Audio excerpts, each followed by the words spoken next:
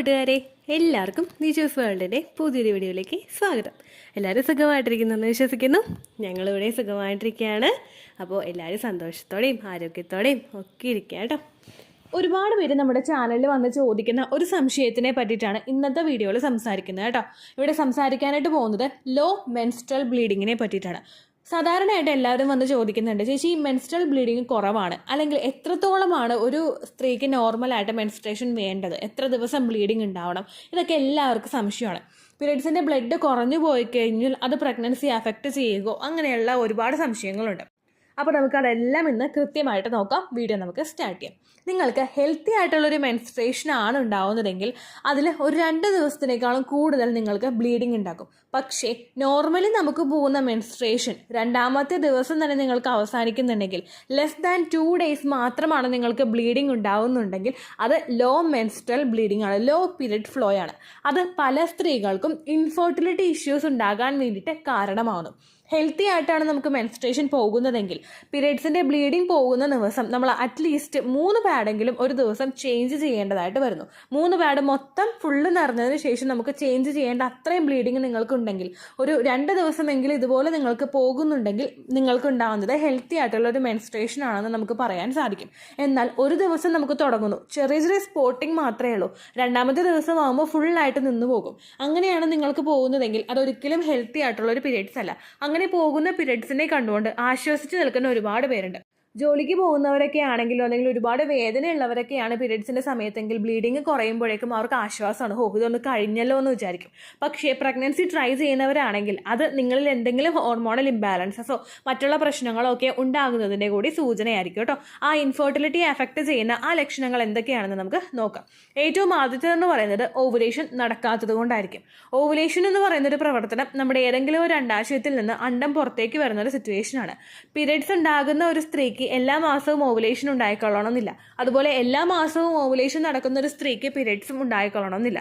പക്ഷേ ഇത് രണ്ടും കൂടി മാച്ചായിട്ട് വരുന്ന സിറ്റുവേഷൻസ് ഉണ്ട്. ഇപ്പോൾ നമുക്ക് ഓവുലേഷൻ പയ്യെ ഇല്ലാതാവുകയാണെങ്കിൽ, ഓവുലേഷൻ ഇപ്പോൾ മറ്റേതെങ്കിലും ഹോർമോണൽ ഇംബാലൻസസ് കൊണ്ട് ഓവുലേഷൻ നിന്ന് പോവുകയാണെങ്കിൽ അങ്ങനെയുള്ള സ്ത്രീകൾക്ക് പീരിയഡ്സിലെ ബ്ലീഡിങ് കുറയാനായിട്ട് ചാൻസ് ഉണ്ട്. അതുപോലെ തന്നെ ഫീഡ് ചെയ്യുന്ന അമ്മമാർക്കും അവർക്ക് ഓവുലേഷൻ ചിലപ്പോൾ ചിലർക്ക് സ്റ്റോപ്പ് ആവാനായിട്ട് ചാൻസ് ഉണ്ട്, എക്സസ് ആയിട്ട് പ്രൊലാക്റ്റിൻ കൂടുന്നതുകൊണ്ട്.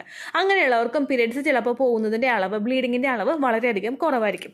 അപ്പോൾ ഓവുലേഷൻ നടക്കാതെ വരുന്നതാണ് ഏറ്റവും ആദ്യത്തെ ഒരു റീസൺ എന്ന് പറയുന്നത്. നിങ്ങൾ പീരിയഡ്സിൻ്റെ ബ്ലീഡിങ് കുറവാണെങ്കിൽ നിങ്ങൾ ഓൾമോസ്റ്റ് എക്സ്പെക്ട് ചെയ്യുന്ന ഡേറ്റിൽ എത്രത്തോളം ബ്ലീഡിങ് ഉണ്ടാകുന്നുണ്ടെന്ന്, അതായത് നമുക്ക് പീരിയഡ്സിന് എത്രത്തോളം ഫ്ലോ പോകുന്നുണ്ടെന്നുള്ള കാര്യം കൂടി ശ്രദ്ധിക്കണം. ആ ദിവസങ്ങളിൽ വെച്ച് നിങ്ങൾ നോക്കുമ്പോഴേക്കും ഓവുലേഷൻ നിങ്ങൾക്ക് വരുന്നുണ്ടോ, കൃത്യമായിട്ടുണ്ടാവുന്നുണ്ടോ എന്നുള്ള കാര്യം കൂടി നിങ്ങൾ ശ്രദ്ധിക്കണം. ഓവുലേഷൻ്റെ ലക്ഷണങ്ങളൊന്നും നിങ്ങൾക്ക് കാണുന്നില്ലെങ്കിൽ ആ ഓവുലേഷൻ അടുക്കുന്ന ദിവസം വെച്ചിട്ട് നിങ്ങൾ ഓവുലേഷൻ ടെസ്റ്റ് കിറ്റ് മേടിച്ച് യൂസ് ചെയ്യുക. ആമസോൺ, ഫ്ലിപ്കാർട്ട് പോലുള്ള സൈറ്റുകളിലും അതുപോലെ ഡയറക്റ്റ് ആയിട്ട് മെഡിക്കൽ സ്റ്റോറുകളിൽ നിന്നും ഓൺലൈനായിട്ടുള്ള മെഡിക്കൽ സ്റ്റോറുകളിൽ നിന്നും നിങ്ങൾക്കത് മേടിക്കാവുന്നതാണ്.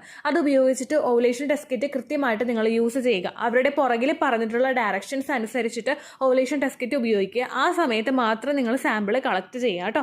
എന്നിട്ടും നിങ്ങൾക്ക് നെഗറ്റീവാണ് കിട്ടുന്നതെങ്കിൽ ഒരു ഡോക്ടറെ പോയി കണ്ടിട്ട് നിങ്ങൾ ഫോളിക്കുലർ സ്റ്റഡി മസ്റ്റായിട്ട് ചെയ്യണം, അണ്ടം വളരുന്നുണ്ടോ എന്ന് അറിയാൻ വേണ്ടിയിട്ടാണ് കേട്ടോ. 2ാമത്തെ റീസൺ എന്ന് പറയുന്നത് നമ്മൾ അണ്ടർ വെയ്റ്റ് ആയി പോവുക. അണ്ടർ വെയ്റ്റ് ആവുന്നതും നമ്മൾ ഓവർ വെയ്റ്റ് ആവുന്നതും പലർക്കും പീരിയഡ്സിൻ്റെ ഫ്ലോയിനെ അഫക്റ്റ് ചെയ്യാറുണ്ട്. നമ്മുടെ ഉയരത്തിനും നമ്മുടെ ആ ഒരു പൊക്കത്തിനും അനുസരിച്ചിട്ടുള്ള ശരീരഭാരമാണ് ഏത് സ്ത്രീക്കും പുരുഷനും വേണ്ടത്.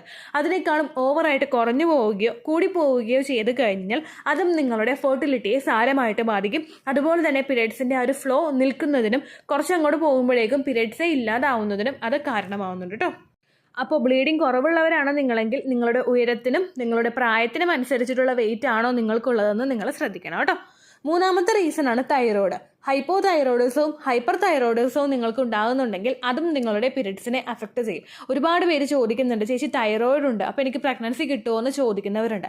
തൈറോയിഡ് ഉണ്ടായിട്ടും പ്രഗ്നൻ്റ് ആകുന്ന ഒരുപാട് പേരുണ്ട്. പക്ഷേ പ്രോപ്പറായിട്ട് മെഡിക്കേഷൻസ് എടുത്തിട്ട് വേണം നിങ്ങൾ തൈറോയിഡ് ഉള്ള ഒരാൾ പ്രഗ്നൻസി നോക്കാൻ വേണ്ടിയിട്ട്.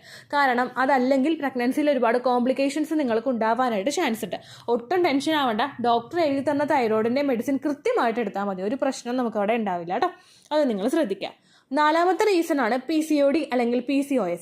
ഒരുപാട് സ്ത്രീകൾക്കുണ്ടാവുന്ന, ഞാൻ ഉൾപ്പെടെ ഒരുപാട് സ്ത്രീകൾക്കുള്ള ഒരു ബുദ്ധിമുട്ടാണ് PCOD അല്ലെങ്കിൽ PCOS എന്ന് പറയുന്നത്. നമ്മുടെ ലൈഫ് സ്റ്റൈലിൽ വന്നിട്ടുള്ള വ്യത്യാസം, നമ്മുടെ ഡയറ്ററി ചേഞ്ചസിൽ ഉണ്ടാകുന്ന വ്യത്യാസം, ഇതെല്ലാം കൊണ്ടാണ് പലർക്കും PCOD ഉണ്ടാകുന്നത് കേട്ടോ. PCOD ഉണ്ടാകുന്നവർക്ക് ഫോളിക്കിൾസ് കൃത്യമായിട്ട് വളരാനും പൊട്ടാനുമായിട്ടുള്ള സാഹചര്യം ശരീരത്തിൽ കിട്ടുന്നില്ല, ഹോർമോണൽ ഇംബാലൻസസ് കൊണ്ട്. അങ്ങനെയുള്ള സ്ത്രീകൾക്കും പീരിയഡ്സിൻ്റെ സമയത്ത് മെൻസ്ട്രൽ ഫ്ലോ കുറയാനായിട്ട് ചാൻസ് ഉണ്ട് കേട്ടോ. അടുത്ത റീസൺ എന്ന് പറയുന്നത് സ്ട്രെസ്സാണ്. നിങ്ങളൊന്ന് ചിന്തിച്ച് നോക്കുക, നിങ്ങൾ ഒരുപാട് ടെൻഷൻ ആകുന്ന ഒരു മാസത്തിൽ നിങ്ങൾക്ക് എങ്ങനെയാണ് പീരിയഡ്സ് വരുന്നതെന്ന്. ചിലർക്ക് ഒരുപാട് നേരത്തെ പീരിയഡ്സ് വരും, ചിലപ്പോൾ എക്സ്പെക്റ്റഡ് ഡേറ്റിനേക്കാളും 5-6 ദിവസം മുമ്പ് പീരിയഡ്സ് വരും. ചിലർക്ക് ഒരുപാട് നീണ്ടുപോകും, ചിലർക്ക് ഭയങ്കര ബ്ലീഡിങ് ഉണ്ടാവും, ചിലർക്ക് ബ്ലീഡിങ് വളരെ കുറവായിരിക്കും. സ്ട്രെസ് എന്ന് പറയുന്നൊരു കാര്യം, നിങ്ങൾ ഒരു ദിവസം സ്ട്രെസ് അനുഭവിച്ച് കഴിഞ്ഞാൽ അതൊരിക്കലും നിങ്ങളുടെ ഫെർട്ടിലിറ്റിയെ അഫക്റ്റ് ചെയ്യില്ല. പക്ഷേ കണ്ടിന്യൂസ് ആയിട്ട് നിങ്ങൾ സ്ട്രെസ്സിൽ പോകുന്നുണ്ടെങ്കിൽ, ഇപ്പോൾ ജോലി ചെയ്യുന്നവരാണെങ്കിൽ ടാർഗറ്റൊക്കെ വെച്ചിട്ട് ജോലി ചെയ്യുന്നവരുണ്ടാവില്ലേ, ടാർഗറ്റ് അച്ചീവ് ചെയ്യാതെ വരുമ്പോഴേക്കും ഒരുപാട് പേര് ടെൻഷനാകും. അതുപോലെ ഒരുപാട് ടെൻഷനുള്ള ജോലികളാണെങ്കിൽ, കസ്റ്റമർ ഡീലിങ്സും ഹാൻഡ്ലിങ്സും ഒക്കെ ഒരുപാടുള്ളവരാണെങ്കിൽ അവർക്കും ബുദ്ധിമുട്ടുണ്ടാകും. ഇപ്പോൾ അതൊന്നും വേണ്ട, വീട്ടിലെ കാര്യങ്ങളൊക്കെ നോക്കി നിൽക്കുന്ന ഒരു വീട്ടമ്മയ്ക്കാണെങ്കിലും കുഞ്ഞുണ്ടാവാത്തതിലുള്ള ടെൻഷൻ, സാമ്പത്തികപരമായിട്ടുള്ള ടെൻഷൻ, ഹസ്ബൻഡുമായിട്ട് എന്തെങ്കിലും ബുദ്ധിമുട്ടുണ്ടെങ്കിൽ അതിൻ്റെ ടെൻഷൻ, ഇൻലോസുമായിട്ട് എന്തെങ്കിലും ബുദ്ധിമുട്ട്, സ്വന്തം അച്ഛനും അമ്മയായിട്ട് എന്തെങ്കിലും ബുദ്ധിമുട്ടുണ്ടെങ്കിൽ അതിൻ്റെ ഒക്കെ ടെൻഷൻ വീട്ടിൽ നിൽക്കുന്ന ഒരു സ്ത്രീക്കും ഉണ്ടാകും. ഈ ടെൻഷൻ കണ്ടിന്യൂസ് ആയിട്ട് നിങ്ങൾ മുൻപോട്ടേക്ക് പോവുകയാണെങ്കിൽ അത് പലരുടെയും ഫെർട്ടിലിറ്റി അഫക്റ്റ് ചെയ്യും. പീരിയഡ്സ് ഇല്ലാതെയാകും, ഓവുലേഷൻ ഇല്ലാതെയാകും, പ്രഗ്നൻസി വളരെയധികം നീണ്ടുപോകും. അതിനൊക്കെ കാരണമാവും കേട്ടോ. അപ്പോൾ എക്സസ് ആയിട്ട് ടെൻഷൻ നിങ്ങൾ അനുഭവിക്കുന്നുണ്ടോ എന്നുള്ള കാര്യം കൂടി നിങ്ങൾ ശ്രദ്ധിക്കും. ആറാമത്തെ റീസൺ എന്ന് പറയുന്നത് അനീമിയാണ്. അനീമിയ എന്ന് പറയുന്നത് നമുക്ക് വിളർച്ച ഉണ്ടാവുക, നമ്മളുടെ ശരീരത്തിലെ റെഡ് ബ്ലഡ് സെൽസിൻ്റെ കൗണ്ടിൽ കുറവ് വരിക. അനീമിയ നമുക്ക് ഉണ്ടാവുകയാണെങ്കിൽ ഏറ്റവും ആദ്യം സംഭവിക്കുന്നത് പീരിയഡ്സിൻ്റെ ബ്ലീഡിങ്ങിൽ കുറവായിരിക്കും ഉണ്ടാകുന്നത്. കാരണം നമ്മൾ അനീമിക് ആയി കഴിഞ്ഞാൽ നമ്മൾ ബ്ലീഡിങ് ഇങ്ങനെ പോയിക്കൊണ്ടിരിക്കുമ്പോഴേക്കും നമ്മളുടെ ശരീരത്തിൽ അത്രയും കൂടി അയൺ കണ്ടന്റ് കുറഞ്ഞുകൊണ്ടിരിക്കുകയാണ്. പക്ഷേ പിന്നീട് അങ്ങോട്ടേക്ക് ഇത് മുഴുവനായിട്ട് പോയി കഴിഞ്ഞാൽ ശരിയാവില്ലല്ലോ. അങ്ങനെ വരുമ്പോഴേക്കും ഏറ്റവും ആദ്യത്തെ കേസിൽ നിങ്ങൾക്ക് ബ്ലീഡിങ് കുറയും, അടുത്തൊരു കേസിൽ പിന്നീട് അങ്ങോട്ടേക്ക് പോകുന്തോറും ബ്ലീഡിങ് അങ്ങോട്ട് നിൽക്കും. അപ്പോൾ അതുകൊണ്ട് നിങ്ങൾ അനീമിക് ആണോ എന്നുള്ള കാര്യം കൂടി നിങ്ങൾ ശ്രദ്ധിക്കുക. ഇടയ്ക്കിടയ്ക്ക് വിളർച്ചയുണ്ടാകുന്നത്, തളർച്ചയുണ്ടാകുന്നത്, തലകറങ്ങി വീഴുന്നത് അല്ലെങ്കിൽ വീഴാനായിട്ട് പോകുന്നത്, ഇതെല്ലാം നിങ്ങൾ അനീമിക് ആയതിൻ്റെ ലക്ഷണമാണ്. ഈ ലക്ഷണം കാണുന്നുണ്ടെങ്കിലും നിങ്ങൾ പ്രത്യേകം ശ്രദ്ധിക്കണം കേട്ടോ. അടുത്ത ഏറ്റവും ലാസ്റ്റത്തെ റീസൺ എന്ന് പറയുന്നത് ബർത്ത് കൺട്രോൾ പിൽസ് എടുക്കുന്നവർ. ചിലവരൊക്കെ ഉണ്ട്, നമ്മൾ IPL ആയിട്ടുള്ള മെഡിസിൻ എടുക്കുന്നില്ലേ, എമർജൻസി കോൺട്രാസെപ്റ്റീവ് പിൽസ് നമ്മൾ എടുക്കുന്നവർ. അതുപോലെ ബർത്ത് കൺട്രോൾ പിൽസ് ഒരു മാസം നമ്മൾ സ്റ്റാർട്ട് ചെയ്ത് തുടങ്ങുന്നവരുണ്ടല്ലോ. ഇപ്പോൾ ഹസ്ബൻഡ് വരാനായിട്ട് തുടങ്ങുമ്പോഴേക്കും പലരും ബർത്ത് കൺട്രോൾ പിൽസ് എടുക്കാറുണ്ട്, ചിലർ അതിന് വേണ്ടിയിട്ടുള്ള ഇഞ്ചെക്ഷൻസ് എടുക്കാറുണ്ട്. ഇതെല്ലാം എടുക്കുമ്പോഴേക്കും ചിലപ്പോൾ ആദ്യത്തെ മാസങ്ങളിൽ നമ്മുടെ പീരിയഡ്സിനെ അത് അഫക്റ്റ് ചെയ്യാറുണ്ട്. കണ്ടിന്യൂസ് ആയിട്ട് എടുക്കുന്നവരാണെങ്കിൽ നിങ്ങൾക്ക് ആദ്യത്തെ മാസത്തിൽ അത് പീരിയഡ്സിനെ അഫക്റ്റ് ചെയ്ത് കഴിഞ്ഞാൽ പിന്നീട് അങ്ങോട്ടേക്ക് അതുമായിട്ട് നമ്മുടെ ശരീരം പൊരുത്തപ്പെട്ട് വരുമ്പോഴേക്കും നോർമലായിട്ട് പോകാറുണ്ട്.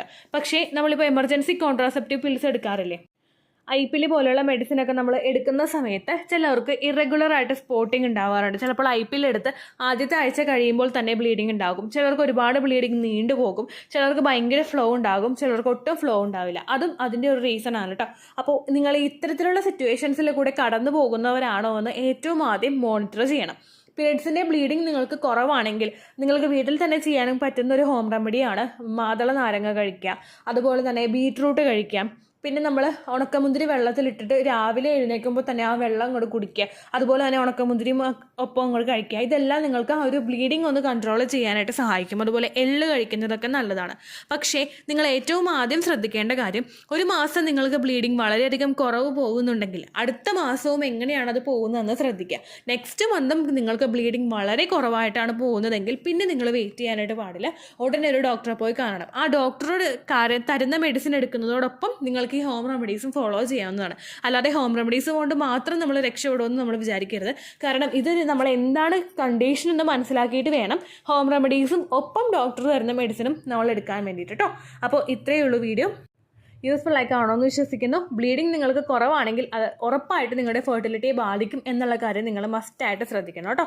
അപ്പോൾ അടുത്തൊരു യൂസ്ഫുൾ വീഡിയോ ആയിട്ട് നമുക്ക് വീണ്ടും കാണാം. ബൈ.